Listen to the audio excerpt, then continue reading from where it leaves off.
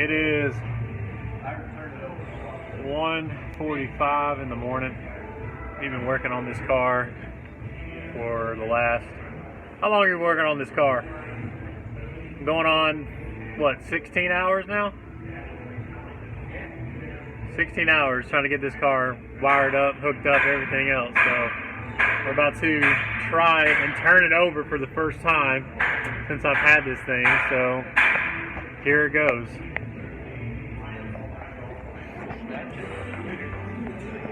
Take this. Take a video of it? Yeah. All right.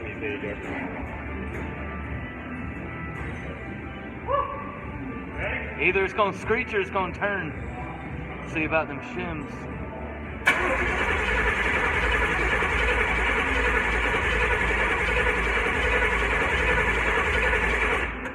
All right, it's turning.